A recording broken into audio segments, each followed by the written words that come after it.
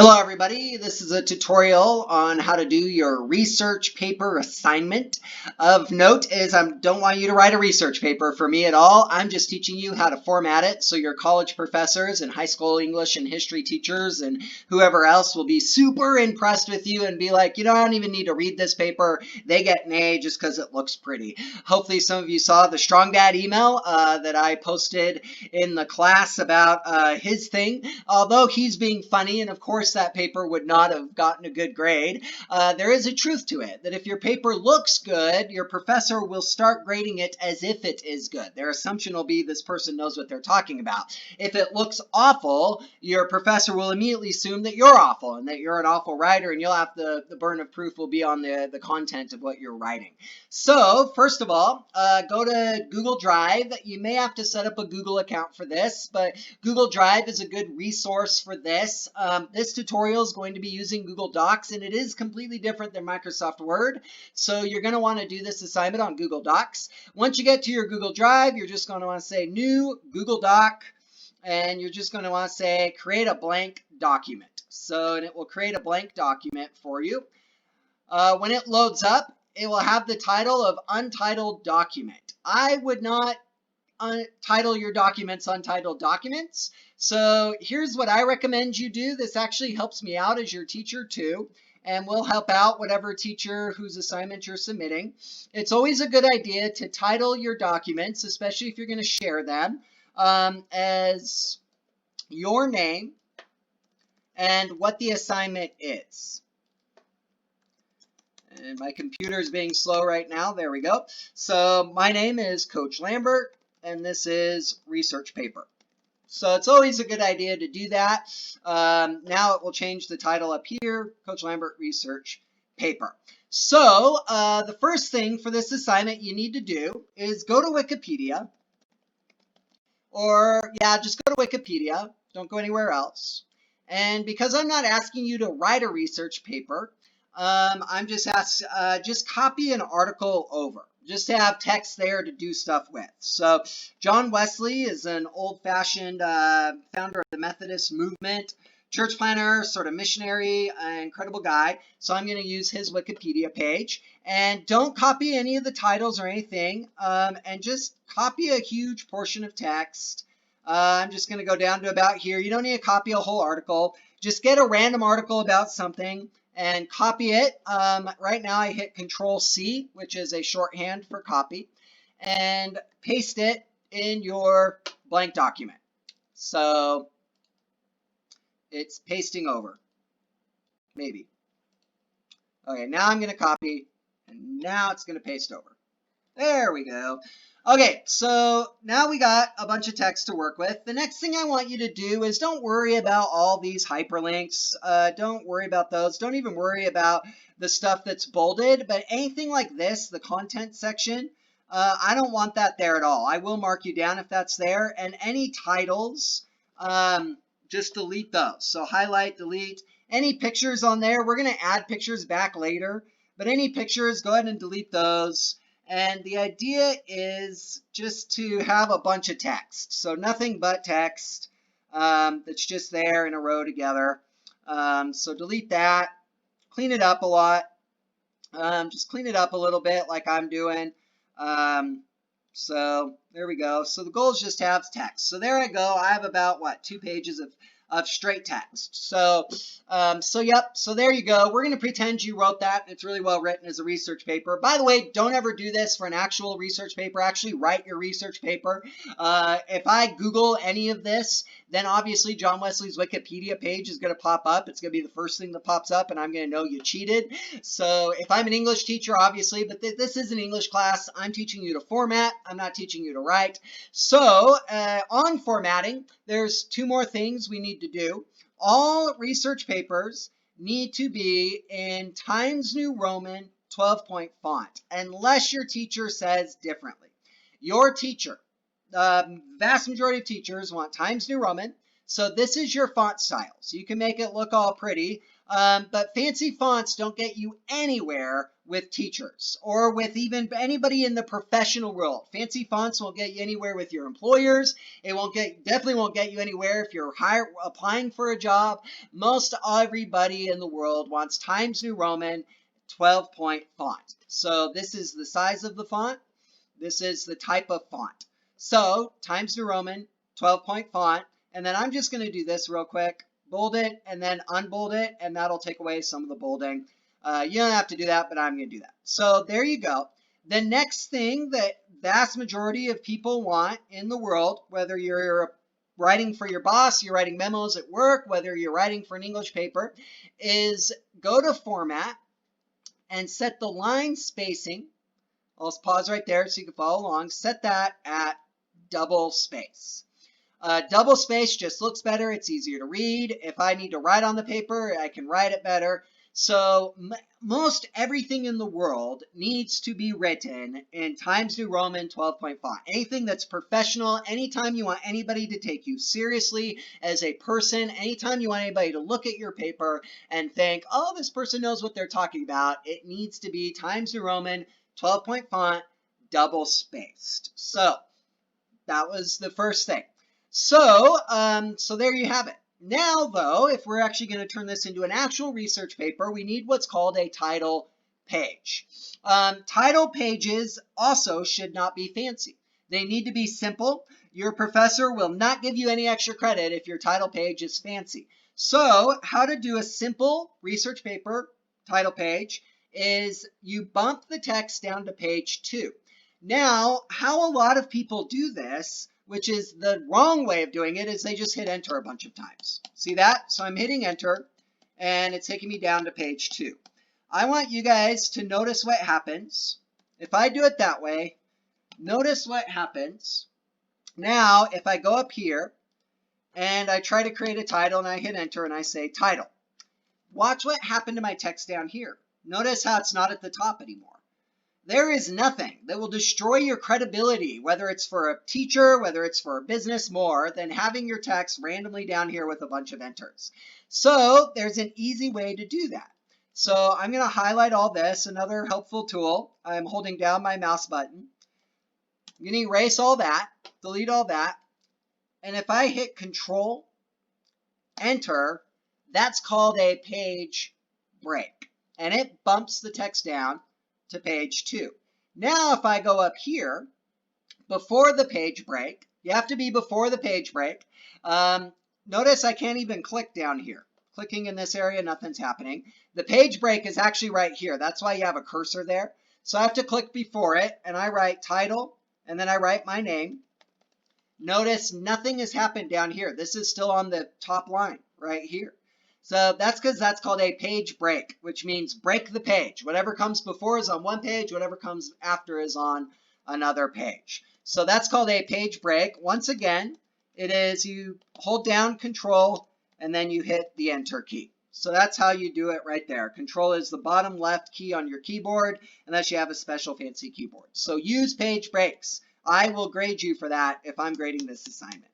So the next thing we need to know is how to make a title page research paper. Your title page, once again, shouldn't be fancy. It should be in Times New Roman 12-point font. It should be centered. The title should be centered.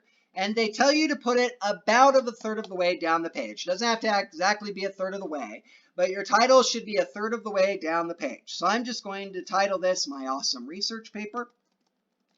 And then underneath that should be your name. You can put by there or you don't need to put by there. Either way works. Some people will put by with a colon. You could do that. Doesn't really matter. You could just also just put your name.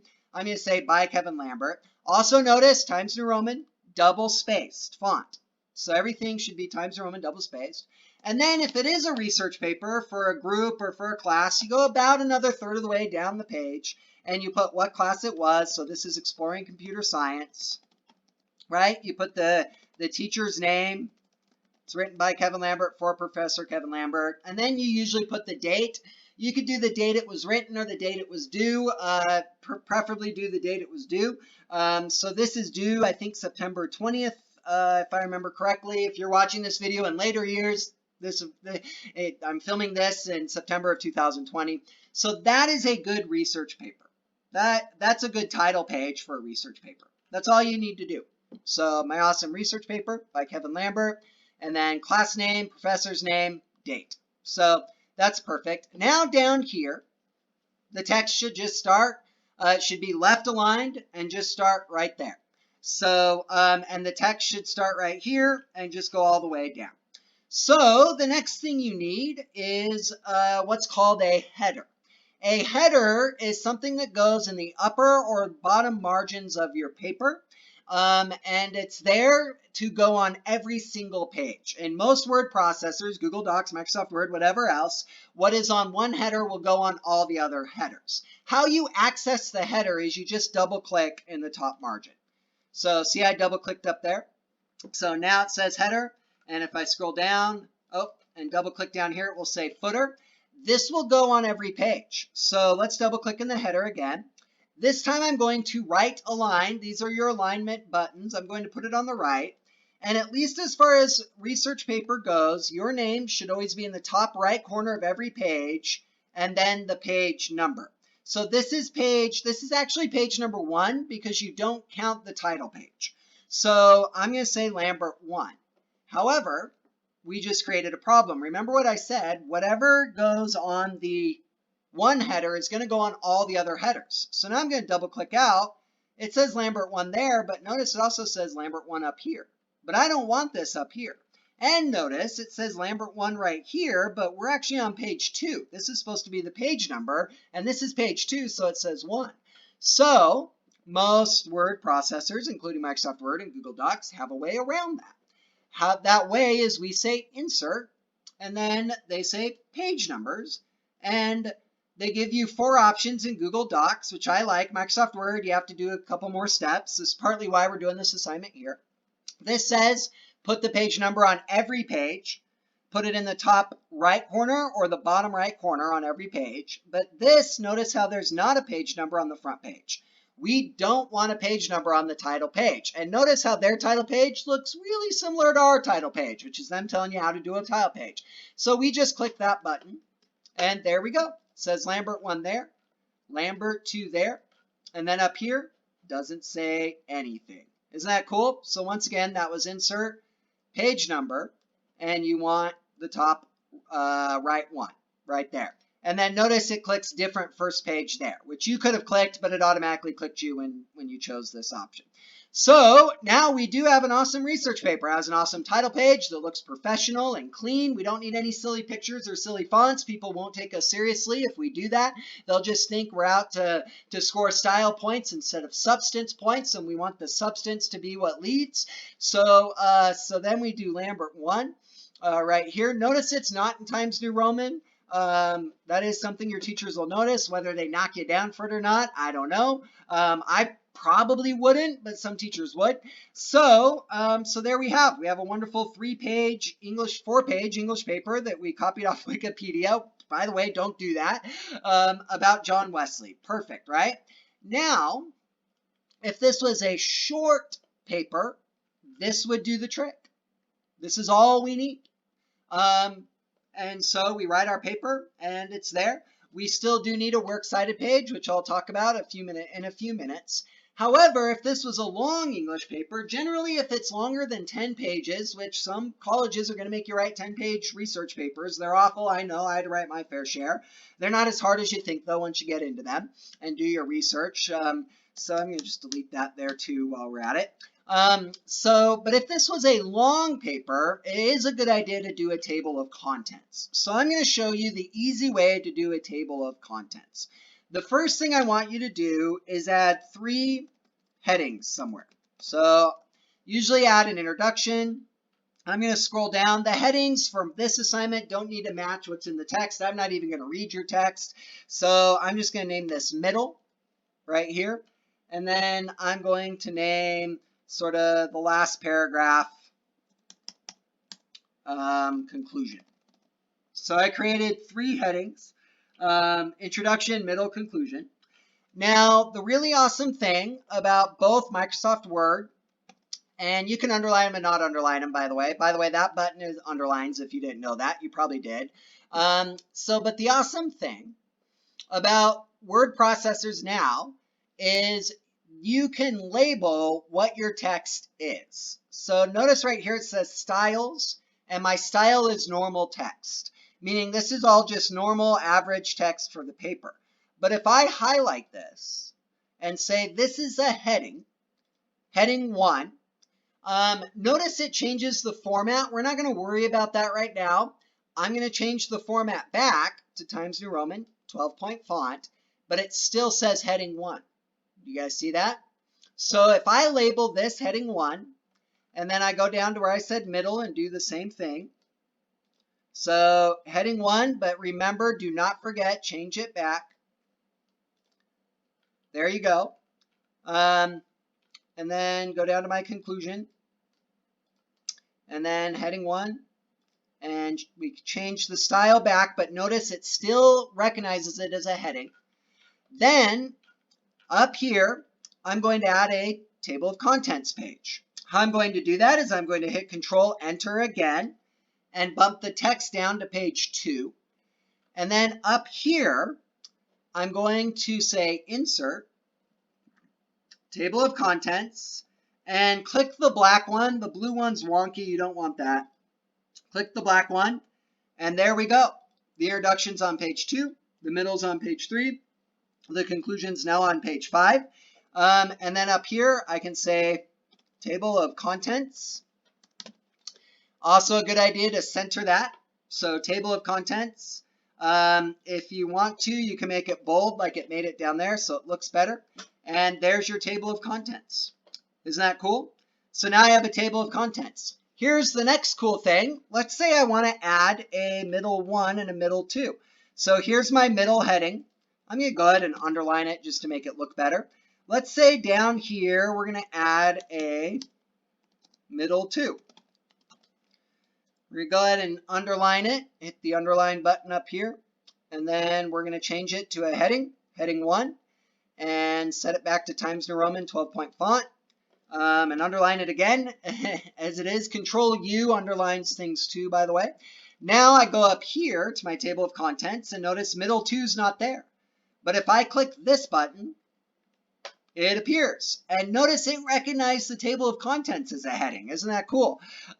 So you don't need to list your table of contents in your table of contents. So I'm not going to be too worried if it is. So I'm just switching it back to normal text.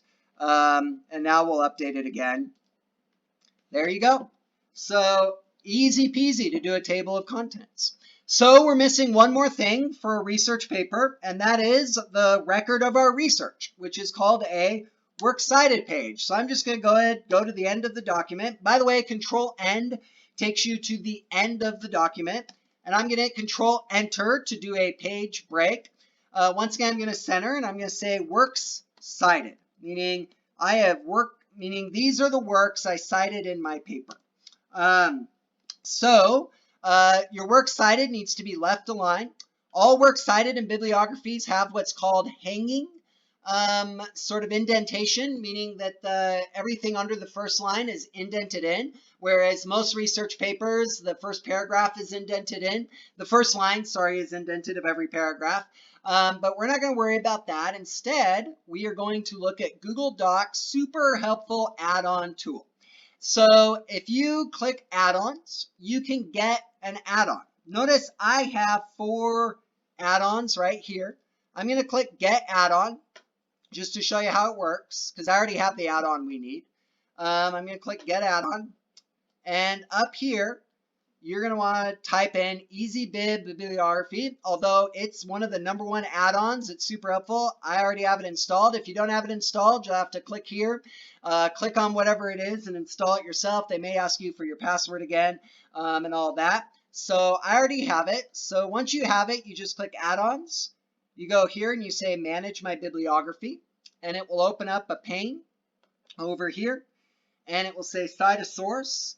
And then how this works is EasyBib actually has all the sources you could want already saved in there. So I'm just going to type John Wesley's name in, and we're going to pretend we cited these sources. We didn't, but we're going to pretend we did. And then you click select, and it will just add that to your bibliography. And then let's say I found a journal article on John Wesley. Later in this class, we'll talk about what journal articles are and why they're so helpful. So I'm going to select one. I want you guys to select one of each. It doesn't have to be pertinent. Just click whatever random one. As I said, this isn't an actual research paper. I'm just teaching you the tools of the trade. So let's find a John Wesley website. So I want a book, journal article, and a website. So I want at least 3 resources. The web's a lot bigger than the journals and the books, so it's going to take a little while longer to populate the websites for me. Really, really, really long, apparently. Well, let me go back to the books. Your computers will probably run faster than mine, so there we go. So just by clicking select, I have 3 books right there. And then click where you want the bibliography. And then you, I'm going to use APA. You can use MLA. I'm going to use APA. And you click Add Bibliography to Document. And there you go. Your resources are cited. So the books, and they're cited in the proper style. Notice that's the hanging I was talking about earlier. And so I'm wondering why I bumped it down to another line. I don't know why I did that. But look at that. They're cited right there. And they even added a title for us. So we can actually delete if we want. There. Once again, your bibliography should be at the top of your last page. References. And there you go. And now we have a bibliography. Let's change the references tab to a heading so that it will appear in our works cited, because we do want it to do that. There we go. And then we'll scroll up and update the table of contents. Bam. Now the bibliography, the references are there. So now we have a pretty stinking, pretty looking research paper. There's just one more thing I want to teach you. By the way, it's okay to rewind this video and pause this video if you need to. I should have said at the beginning, but I do have one more thing I want to teach you, and that's how to do footnotes. Super easy to do a footnote. You say insert, you say insert a footnote right there. You can also hold down Control-Alt-F. It will put a number up here. This number will tell your reader, look at my footnote. And then down here, I'm going to say, this is a footnote. And then I'm going to do the same right here. I'm going to say, let's try Control-Alt-F this time. There you go. I'm going to say this is footnote 2. There you go. So footnotes are always a good thing. You guys won't use footnotes till you're pretty late in your college career, if ever, depending on what college you go to. But footnotes are really easy. You just insert footnote or Control-Alt-F. It puts a little 1 there to let your reader know, look down at the bottom of the page for extra information that you might want. And there's footnote number 1. So there you go. Couple ways that you can save this file with me. One is you can download it and re-upload it into Canvas, or you can actually get a shareable link. Right here, you say get link, and you want to make sure that anybody with the link can read it, or else I won't be able to access it. And then you just copy the link, and then when you submit the assignment in Canvas, you just paste that link into the assignment submission, and I'll be able to click on it and see if it's check it off. So hopefully you learned something there. Remember to use page breaks. Remember to your table of contents. Remember your header. Remember the page number. And remember that everything should be start right up here. Nothing should be halfway down the page or anything like that. So yeah, hopefully you learned something about formatting there. Shouldn't take you too long to do this, and I look forward to seeing them. Until next time, y'all.